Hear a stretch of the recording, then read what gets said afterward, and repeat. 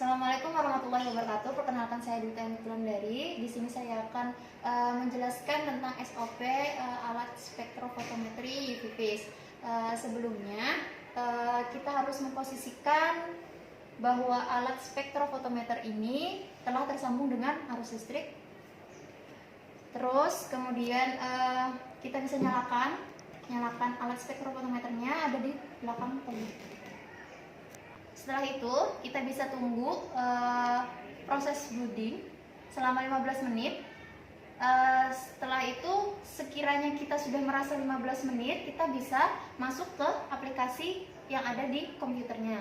Setelah dirasa cukup 15 menit, kita bisa langsung ke aplikasi yang ada di komputernya. Kita bisa tekan aplikasi data steam, kemudian kita buka, kita tunggu dulu sampai dia membuka. Setelah itu untuk mengetahui bahwa semua aplikasi yang akan kita gunakan itu sudah aktif atau belum, bisa dilihat dari tanda merah yang ada pada aplikasi data steam yang ada di sini. Untuk persiapan kuvet, kita terlebih dahulu membersihkan kuvet dengan blanko.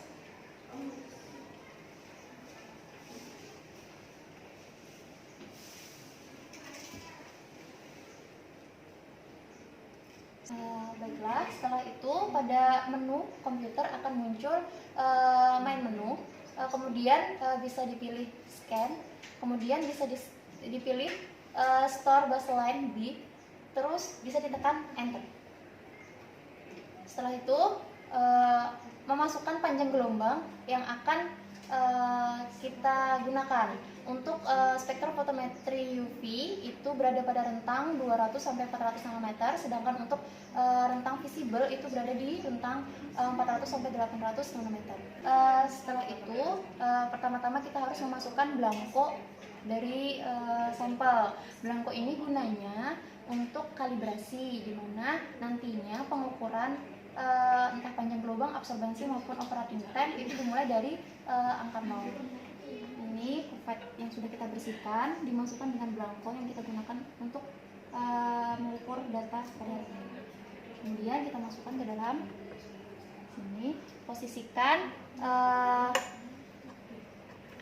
kuvet itu kuvet yang posisi kaca bening itu berada bisa dilewati oleh sinar tanpa terhalang.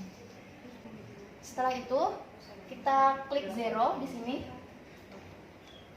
kemudian kita tekan run, kemudian kita enter.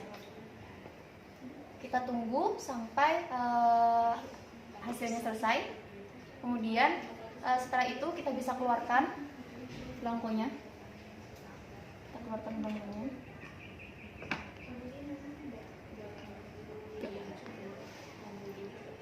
Setelah itu kita bisa pakai kuvet yang baru yang sudah dibersihkan dengan blanko terlebih dahulu. Sebelumnya kita masukkan dengan sampel yang akan kita ukur. Sampel kita masukkan, kemudian kita masukkan ke dalam spektro. Setelah itu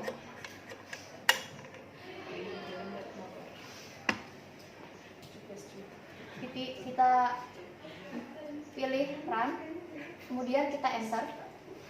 Kita tunggu sampai muncul panjang gelombang maksimum yang kita dapatkan.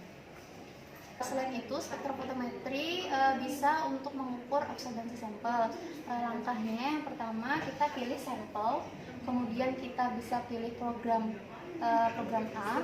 Habis itu kita bisa klik atau single wavelength B.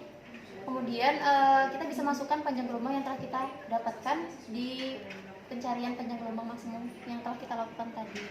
Setelah itu kita masukkan dulu.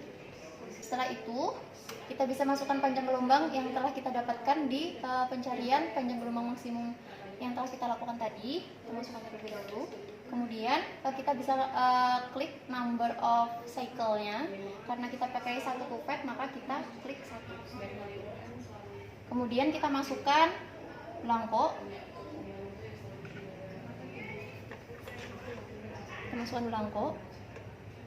Kemudian kita klik 0. kemudian kita run, tunggu. Setelah itu kita enter sampai ada muncul angka, kemudian kita keluarkan belangko dan kita masukkan sampel.